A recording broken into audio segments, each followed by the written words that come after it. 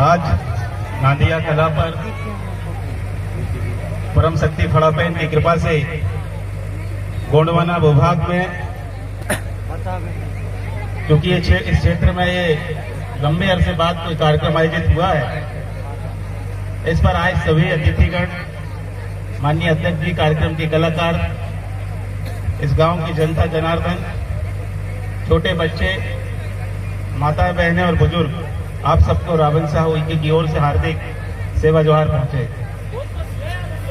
अभी रात के लगभग 2 बज गए और यह सांस्कृतिक जो कार्यक्रम है, आप सब लोग गांव के सौजन्य सहयोग से आयोजन आप लोगों ने किया, इसके लिए आप सबको, समिति को एवं पूरी टीम को मैं धन्यवाद देता हूं कि आपने सामाजिक रूप से इस कार्यक्रम को चुना और बिरसा मुंडा जयंती के लिए आप लोगों ने यह आयोजन तय किया। आपको ये समझना होगा कि हम लोगों को इस बात की जरूरत क्यों पड़ी। हमें ये जानना बहुत जरूरी है कि भगवान बिरसा मुंडा ने समाज के लिए, समाज के लोगों के लिए क्या योगदान दिया। और हमको रात के 2 बजे बैठकर इनके बारे में बात करना पड़ रहा। सम्मानित सगाजनों, क्रांति सूर्य भगवान बिरसा मुंडा को धरती आबा के रूप में जाना जाता है। इस देश में आदिवासी शहीदों का जब आप देखते हैं, उनके इतिहास को देखते हैं, उनको समझते हैं, तो आदिवासी शहीदों के साथ एक चीज हुआ है कि उनके साथ भेदभाव का व्यवहार किया गया। हमारे वीर बिरसा मुंडा के अलावा किसी भी शहीद को राष्ट्रीय लेवल पर उसकी पहचान उसे स्थापित नहीं किया गया। केवल बिरसा मुंडा को देश के संसद भवन के भीतर उनकी फोटो स्थापित की गई, केवल एक है। और इसके लिए हमारे समाज के लोगों को भी इस बात की जानकारी नहीं है कि हमारे कौन से शहीद हैं, हमारे समाज के लिए लड़ने वाले लोग कौन हैं, हमारे अपने क्रांतिकारी कौन है, हमारे समाज की सुरक्षा और रक्षा करने के लिए कैसे लोगों ने हमारे लिए खून की कुर्बानी दी।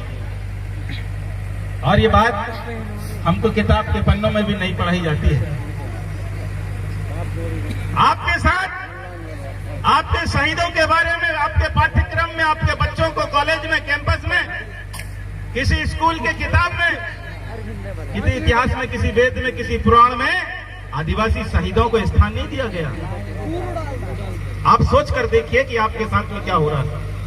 और लग रहा, ये बात मैं इस मंच में इसलिए कह रहा हूं, मैं कॉलेज किया, रानी दुर्गावती विश्वविद्यालय से किया, वो जगजगान, लेकिन रानी दुर्गावती विश्वविद्यालय से किसी हिस्ट्री में, उसके साहित्य में, उसके किसी किताब के पन्ने में रानी दुर्गावती के बारे में पढ़ने को नहीं मिला।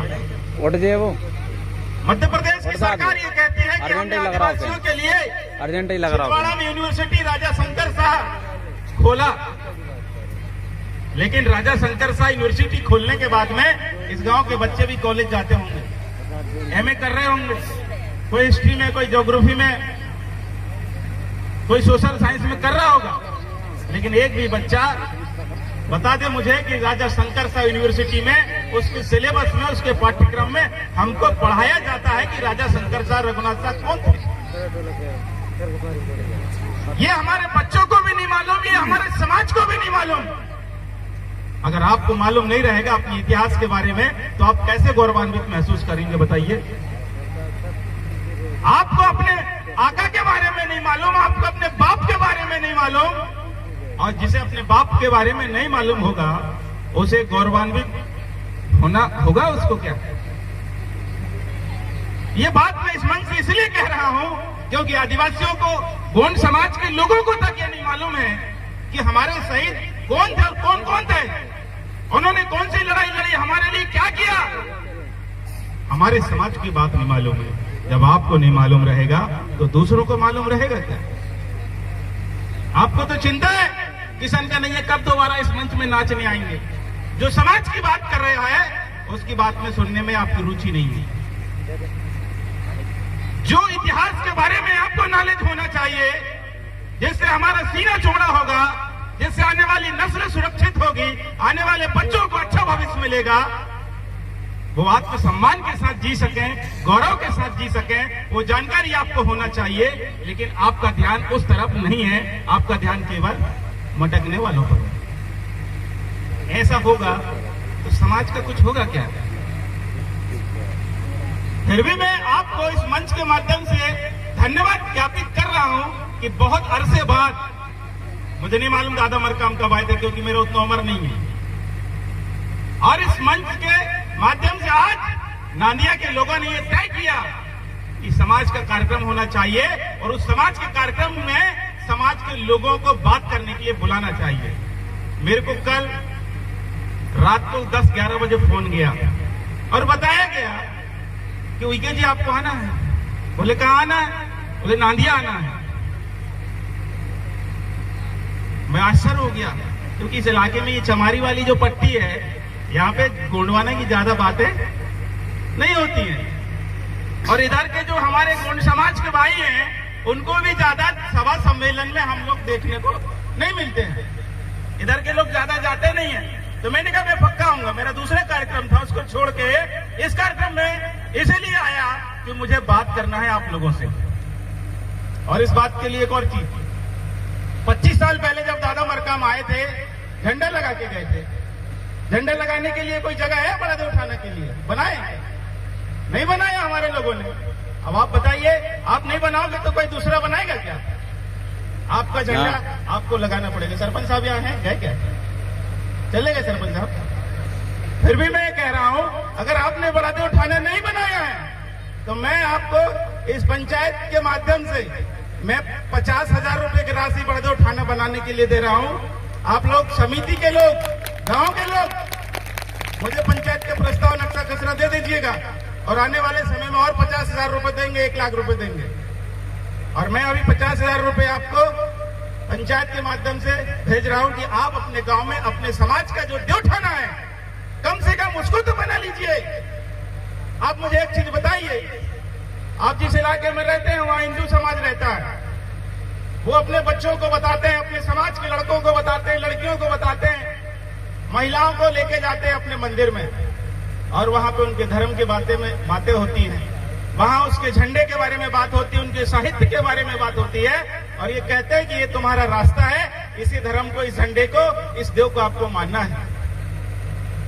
मुस्लिम समाज के बच्चे को, मुस्लिम समाज के लोग अपने बच्चे, छोटे से बच्चे को उर्दू पढ़ाने के लिए उर्दू जगह के लेके जाते हैं, उस बच्चे को धर्म बताने के लिए मस्जिद लेके जाते हैं, उनके बच्चों को बताते हैं कि ये मस्जिद है, ये मजार है, और इसी रास्ते से तुझे आने जाना है, ये तेरे जीने मरने का रास्ता है। और ये जो उनका जो भगवान है अल्लाह, उसे कहते हैं ये तेरा इष्ट देव है, तुझे यहाँ से जीने मरने का रास्ता है तुम्हारा। एक जो ईसाई समाज के लोग हैं, वो अपने बच्चों को, अपने बेटियों को, अपने बेटों को अपने धर्म के जो चर्च होता है उस चर्च में लेके जाते हैं रविवार के दिन, और वो बताते हैं कि बेटा ये रास्ता हमारा जीने मरने का, ये चर्च है, यीशु मसीह तुम्हारा इष्ट देव है, यही तुम्हारा अपना रास्ता है। लेकिन आदिवासी किसको बताता है? बताइए, कहां जाता है आदिवासी? कहां जाते हैं गोंड समाज के लोग? हमारे होना चाहिए कि नहीं अपना देवठाना? और अपने बच्चों को तभी तो आप बताओगे कि बेटा ये तेरा कोया पुनीम का रास्ता है, ये तेरा बड़ा देवठाना है, ये तेरा सतरंगी झंडा है, तेरा यही जीने मरने का रास्ता है, और इसी रास्ते से हमको चलना है। अभी क्या हाल है? अभी हाल ये है कि कोई धर्म को मान रहा, कोई धर्म को मान रहा, कोई कुछ बता रहा, कोई कुछ बता रहा। अभी मैं आप पूछ लूं कि जवान लड़के, जवान लड़कियों से कि उनकी सामाजिक व्यवस्था के बारे में बताइए, तो आपको नहीं बताएंगे। जानकारी नहीं है हमारे लोगों को, अपनी परंपराओं के बारे में जानकारी नहीं है, अपने व्यवस्थाओं के बारे में जानकारी नहीं है। इसके लिए आपको लगातार जागरण करना पड़ेगा, लगातार बात करनी पड़ेगी, बैठक करनी पड़ेगी, समाज के कार्यक्रम में भागीदारी लेना पड़ेगा, समाज के कार्यक्रम का आयोजन करना पड़ेगा। और उसके लिए किसी भी तरीके का अगर हमारा सहयोग चाहिए, मैं और अध्यक्ष हमारे हम सब आपका सहयोग करेंगे, निरंतर करेंगे, लगातार करेंगे। तो कहां जा रही है? लगातार हम सहयोग करेंगे। 2 बजे रात को जब हम आपके साथ खड़े हो सकते हैं, और इसलिए खड़े हैं क्योंकि इसी समाज की माँ ने हमें दूध पिलाया है, इसी समाज के पिता का खून हमारी रगों में दौड़ रहा है, इसी समाज के लोगों ने रोटी और बेटी देने का काम किया है। इसीलिए हमारी जिम्मेदारी है अपने समाज को साथ देना, आगे लेके जाना, समाज के हक हकूक के लिए लड़ना, समाज के लोगों को जागृत करने का काम करना, समाज को सहयोग करना और संकट आने पे उनकी लड़ाई लड़ने की जिम्मेदारी हम लोगों ने ली है। अगर ये लड़ाई की जिम्मेदारी हमने ली है तो आपकी भी कोई जिम्मेदारी होगी कि नहीं होगी? आपकी जिम्मेदारी क्या है? आपकी जिम्मेदारी यह है कि आप अपने गांव में समाज के लोगों को एकजुट कीजिए, आप अपने गांव में अपने समाज के लोगों को आगे बढ़ाने का प्रयास कीजिए, आप अपने लोगों को, अपने गांव के लोगों को, समाज के लोगों को अपने हकों के बारे में जानकारी दिलाइए। जो भगवान बिरसा मुंडा ने जो लड़ाई लड़ी, जल जंगल जमीन बचाया, उन्होंने आपकी माटी और खेत और खलिहान को बचाया, उसकी सुरक्षा कैसे करना है, उसकी रक्षा कैसे करना, अपनी बहन बेटियों की इज्जत आबरू कैसे बचाना है, हमारे लोगों की जमीन को कैसे बचाना है, हमारे लोगों को आगे लेके कैसे जाना है, समाज को कैसे समृद्ध और सशक्त होना है, इसके बारे में बात करने की जिम्मेदारी आपकी है। क्योंकि हमारे पास एक बहुत बड़ा एरिया है, लगातार हम कई क्षेत्रों में जाते हैं, कई जिलों में जाते हैं, प्रदेश भर में घूमते हैं। एक समय की एक मर्यादा है, हमारा भी अपना जीवन है, उस जीवन पे हमको अपने परिवार को भी देना है, हमारे अपने खेत हैं उनको भी हमें देना है, और यही जो जिम्मेदारी हमारे समाज की भी है कि हम समाज को भी अपना वक्त देकर समाज को जागृत करने का काम कर रहे हैं। नानिया के लोगों, आपने एक अच्छी मुहिम की है, अगर आपने इस कार्यक्रम को किया है तो आपको इसको बेकार मत जाने देना। केवल नाचने गाने और मनोरंजन करके आपको इस कार्यक्रम को छोड़ना नहीं है, और इसीलिए मैं 50,000 रुपए की राशि पंचायत के माध्यम से आपको दे रहा हूं कि आप एक बड़ा थाना बनाइए और उस थाने के माध्यम से आप समाज को जागृत करने का काम कीजिए, और इस इलाके के अंदर में एक समिति बनाइए, 12, 15, 25 गांव की जो समिति बनेगी, और वहां विचार और मंथन कीजिए कि हमारा समाज कैसे आगे जाएगा। हमने कई घटनाएं यहाँ देखने को मिलती, हमारे पास, हमारे कार्यालयों में हमारे पास फोन आते हैं, हमारे मैसेज आते हैं, लोगों के आती समस्याएं, कई प्रकार की समस्याएं आती है, उनके लिए कोई लड़ने को तैयार नहीं होता। जब सबके सबसे हार जाते हैं, कोई नेता आपको साथ नहीं देता, कोई पार्टी वाले आपको कोई साथ नहीं देता, तो अंत समय में लोग कहते हैं कि जाइए भाई, गोंडवाना वाले आपकी मदद करेंगे। एक मामला आया था केंद्रीय का कुछ दिन पहले, हमारे पास आया आखिरी समय पर, जब लोगों ने, पुलिस वालों ने उनसे पैसे लिए, उनकी कोई सुनवाई नहीं हुई, हार गए, थक गए, परेशान हो गए। अंत समय हमारे अध्यक्ष जी ने मिलकर, हमारी संगठन ने मिलकर, पार्टी ने मिलकर उस लड़ाई को मजबूती के साथ लड़के उनको न्याय दिलाने का काम किया।